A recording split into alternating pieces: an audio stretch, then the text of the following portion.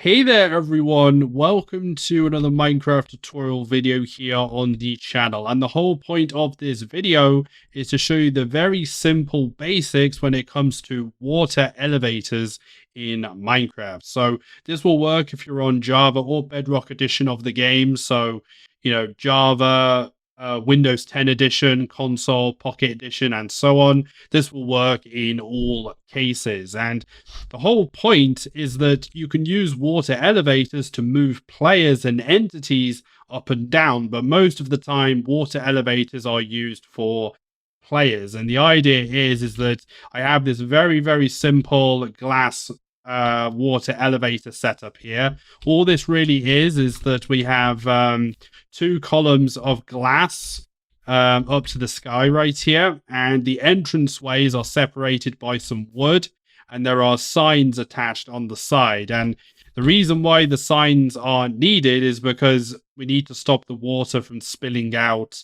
from the entranceway of the elevator. So I'm going to have it so that you go up from this side and down from this side. And within this video, I'm going to be basically explaining the basics of how to set up a bubble water column, which can force a player up and force a player down. Okay, so the first thing to actually make you aware of is the usage of magma blocks and soul sand blocks. So soul sand is the block that's used to actually create a bubble column that forces the player upwards.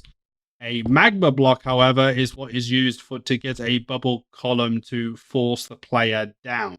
Okay, and these are the two blocks we're going to be using in this water elevator. And this should work for Minecraft 1.20 and above, and it should also work for previous versions of the game as well. So what we're going to do first off is that this technique of using soul sand and magma blocks to create these bubble columns for the water elevators, they only work on water source blocks. Now, what that means is that we have to fill these entire glass columns with water, basically. And the best way to do this is actually to fill water from the top and use kelp. So what we're going to do here is we're going to fill in water at the top so that the water flows down. And as you will see, the signs will stop the water from escaping the elevators, okay? And once you've actually done this, you are not actually finished. We have to use kelp in order to convert all of this water into water source blocks. So what's actually happening here is that we've placed a source block at the very top of the elevators here, but all of this water down here is running water, okay? And the elevators will not work if they are running water, okay? So what we need to do is from the bottom right here, we need to actually use the kelp right here and fill the kelp all the way to the top of the elevator, okay? Like so. Okay, you need to go as high as you can go on the elevator, and you need to do that on both sides of the glass columns that you are using, or the bubble columns you are using. So obviously you can use any material for the columns of your elevator. I'm just using glass so that it is see-through for the tutorial. But once you've actually filled the columns full of kelp, you can then break these and all of the kelp should remove itself, and rather nicely all of the kelp will actually float up to the top of the elevator. Okay, and all of this water now has been converted into source blocks, and that is the reason why we've actually done it. So I'm now going to collect all of this kelp so that it is not in the way on each side right here. Let's go from the bottom right here to collect all of this.